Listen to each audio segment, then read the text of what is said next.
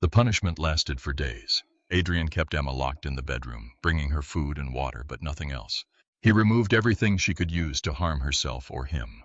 The lamp, the alarm clock, even the sheets from the bed. Emma sat on the bare mattress, staring at the walls, feeling her sanity slip away piece by piece.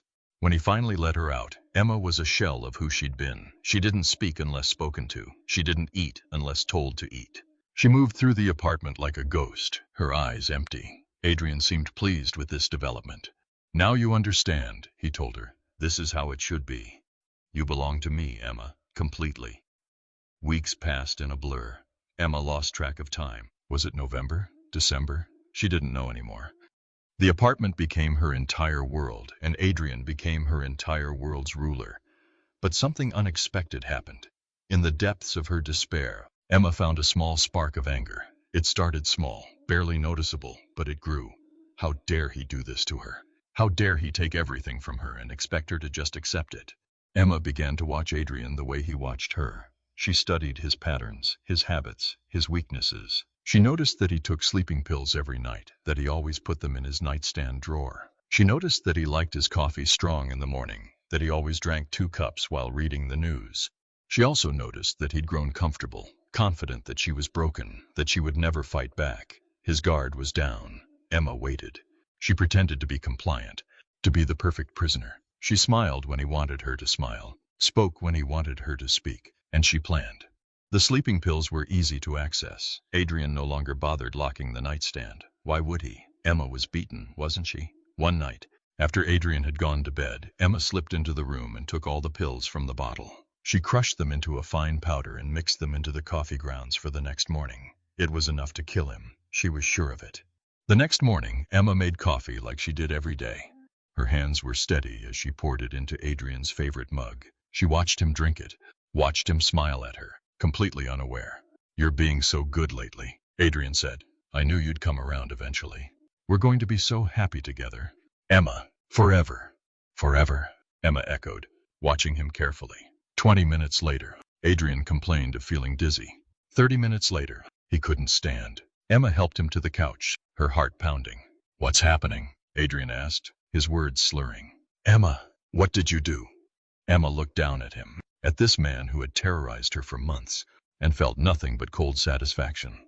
"I'm leaving you," she said simply, "and you're never going to hurt anyone again." Fear flickered in Adrian's eyes. Real, genuine fear. You can't. I love you." "No," Emma said. "You never loved me. You don't even know what love is." Adrian tried to reach for her, but his arm fell limply. His breathing became shallow. Emma watched as the life slowly drained from his eyes. It took longer than she expected, almost an hour. But eventually, Adrian stopped breathing. Emma checked his pulse to be sure. Nothing. He was dead. Emma sat in the silence for a long time, processing what she'd done. She'd killed someone. She was a murderer, but she didn't feel guilty. She felt free. She methodically cleaned up any evidence, wiped down surfaces, made sure there was nothing that could tie her to what happened. Then she called 911. "My boyfriend won't wake up," she cried into the phone, her voice perfectly panicked. "Please, I think something's wrong."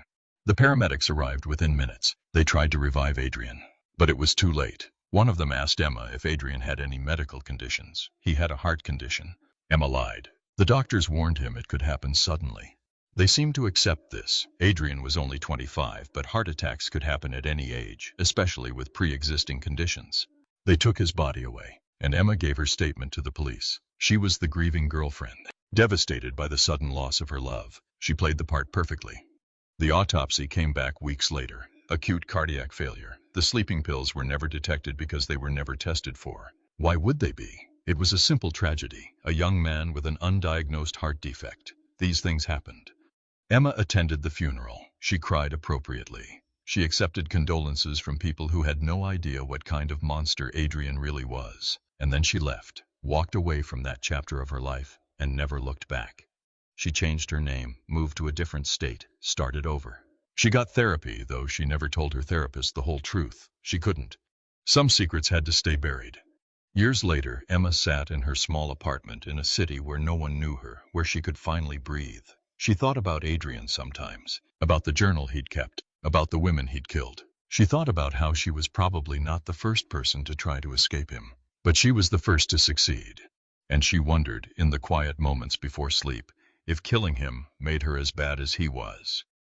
She'd broken the most fundamental rule of society, taken a life, but she'd also stopped a predator, saved future victims. Emma never came to a conclusion about whether what she did was right or wrong. She just knew it was necessary, and she knew that if she had to do it again, she would. The nightmares never stopped completely. Sometimes she still woke up gasping, thinking she heard Adrian's voice calling her name. But then she'd remember that he was gone, that he couldn't hurt her anymore, that she was safe. Emma rebuilt her life slowly. She went back to school under her new name, finished her degree, got a job as a librarian. She dated occasionally, though she was careful, always watching for red flags, always ready to run at the first sign of danger. She never told anyone what really happened, not her family, who she reconnected with after Adrian's death, not her friends, who wondered why she'd changed so much. The truth was hers alone to carry, a heavy weight that she bore in silence. But she was alive. She was free, and that was more than the women in Adrian's journal could say. Sometimes, late at night, Emma would think about those women, Jessica, Natalie, Lily. She wondered if they'd tried to fight back, if they'd tried to escape like she did. She wondered if they had been as terrified as she was, and she hoped that wherever they were, they knew that justice had finally been served, that their killer was gone, that he would never hurt anyone else again. Emma lived with her secret, with the weight of what she'd done, but she lived. And that was the most important thing. She had survived. 5 years after Adrian's death, Emma, now going by the name Sarah Mitchell, sat in a coffee shop in Portland, Oregon. She was 31 years old, had a good job, a small circle of trusted friends, and a quiet life. She'd rebuilt herself from the ground up, and while she wasn't the same person she'd been before Adrian, she was someone she could live with. She was reading a book when someone sat down across from her. Emma looked up, ready to say the seat was taken, but the words died in her throat. The woman sitting across from her was around 40, with kind eyes and sad smile. She looked vaguely familiar, but Emma couldn't place her. "You don't know me," the woman said quietly. "But I know who you are, or rather, who you were." Emma's blood ran cold. "I think you have me confused with someone else." "Emma Hartley," the woman said. "Or should I call you Sarah Mitchell?" Emma stood up quickly. "I don't know what you're talking about. Please, sit down. I'm not here to hurt you or expose you. I'm here to thank you." Emma hesitated, then slowly sat back down. "Who are you?" "My name is Rachel. Rachel Bishop. I was Jessica's sister." Emma's mind raced. Jessica, the first woman Adrian had mentioned, the one he'd killed along with her sister. "But if this was her sister—" "I don't understand," Emma said. "Adrian said you were both dead?" Rachel finished. "He tried. He broke into my house, attacked us both, but I survived. I pretended to be dead, and when he left, I called 911. Jessica didn't make it." Emma felt tears prick her eyes. "I'm so sorry." Rachel reached across the table and took Emma's hand. "I've been tracking Adrian for years, trying to build a case against him, trying to find evidence. But he was too careful, too smart. And then one day he was just gone. Dead. Heart attack, they said, but I never believed it." "Why?" Emma asked, her voice barely a whisper. "Because I knew him. I knew he had no heart condition. I knew he was too young, too healthy. And then I started digging. I found out about you, about how you'd been living with him, about how you'd changed your name and disappeared right after his death. I put the pieces together." Emma pulled her hand back. "You can't prove anything." "I'm not trying to prove anything," Rachel said gently. "I told you. I'm here to thank you. You did what I couldn't. You stopped him. You made sure he could never hurt anyone else again." Emma felt tears roll down her cheeks. "I had no choice. I know, and I'm not judging you.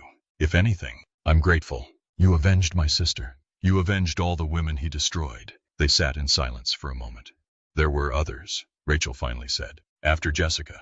A woman named Natalie who died in a car accident. A woman named Lily who disappeared. And God knows how many before Jessica that I haven't found yet. You didn't just save yourself, Emma. You saved everyone he would have hurt in the future." Emma had never thought about it that way. She'd been so focused on her own survival, on her own trauma, that she hadn't considered the broader impact of what she'd done. "How did you find me?" Emma asked. Rachel smiled sadly. "I'm a private investigator. It's what I do. But don't worry. I covered my tracks. No one else knows where you are or who you've become. Your secret is safe." "Why tell me all this?" "Because I thought you should know that you're not alone. That someone understands. And that what you did, it wasn't murder. It was survival. It was justice. Emma didn't know what to say. She'd carried the guilt and the secret for so long, never expecting anyone to understand or support what she'd done. Rachel stood up to leave. I won't contact you again. But if you ever need anything, if you ever need help, there's a P.O. box in Seattle under my name. You can reach me there. Thank you, Emma whispered. Rachel nodded. Take care of yourself, Emma. Or Sarah. Whoever you choose to be, you deserve to be happy. Don't let him take that from you, even in death. Rachel walked out of the coffee shop, leaving Emma alone with her thoughts. For the first time in 5 years, Emma felt the weight on her chest lighten just a little. She wasn't a monster. She wasn't a cold-blooded killer. She was a survivor who had done what was necessary to stay alive. Emma picked up her book and tried to read, but her mind kept drifting back to Rachel's words. It wasn't murder. It was survival. Maybe it was both. Maybe it would always be both, but maybe that was okay. Emma finished her coffee and left the shop. The sun was shining, the air was warm, and for the first time in a long time, she felt like she could breathe freely. She walked down the street with her head held high, leaving the past behind her one step at a time. She had survived, and she would keep surviving. No matter what.